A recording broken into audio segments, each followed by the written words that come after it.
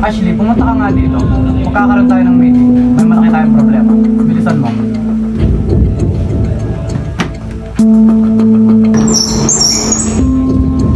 Good morning po, sir. Pinapatawag niyo raw po ako. Oo, ano nangyayari sa sales natin? Ba't bumababa? Yung pondo natin nauubos. Saan na pupunta? Sir, I don't know anything about it. Patawagin mo yung network admins natin na dalawa. Si Andino at si Jessie. Sige po, sir. Hello? Jessie Andino. Pinapatawag ko ni sir sa office niya. Ay, ngayon na daw.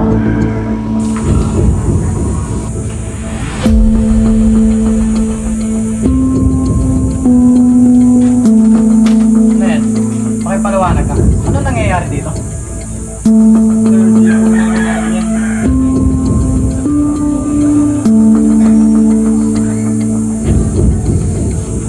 Sige, labas.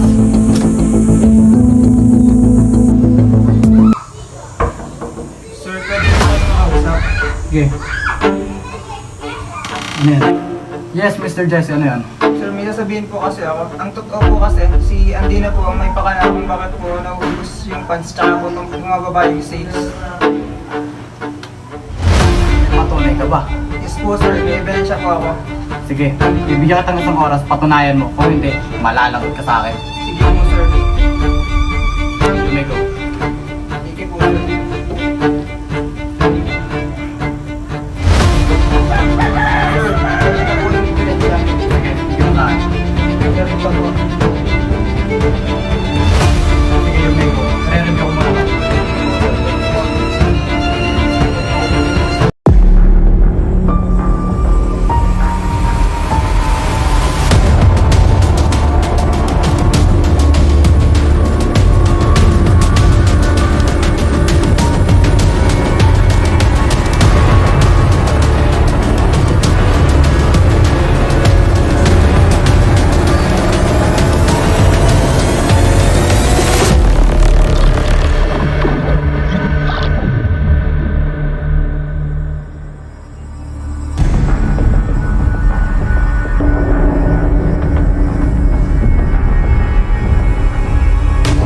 Audio Jungle.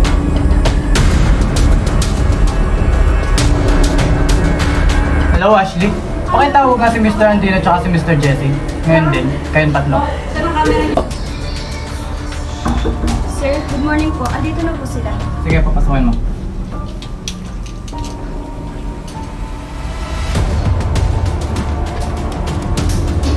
Ano to, Mr. Andino? Sir, hindi po ako yan.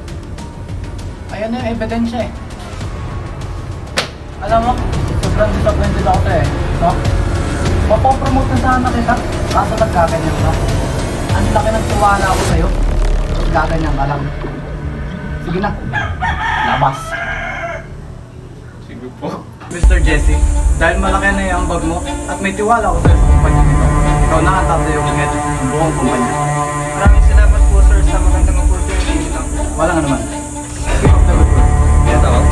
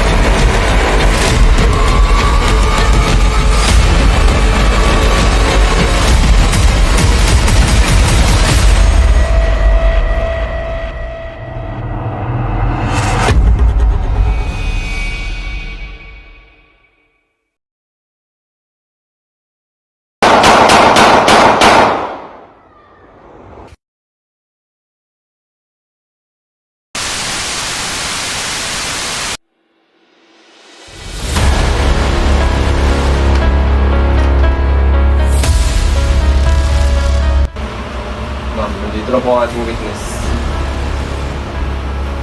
Upo ka dito.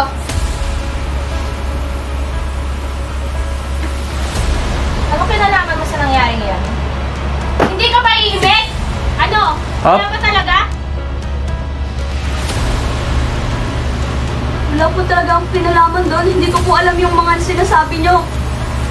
Imposibleng wala kang kinalaman doon. Oo, siya, magsabi ka ng totoo.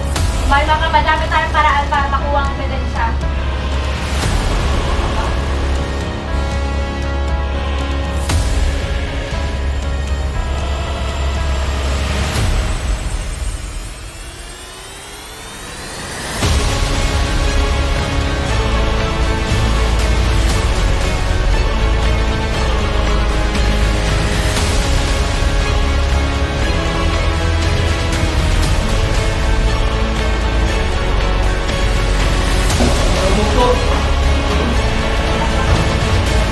Mr. John Leandino!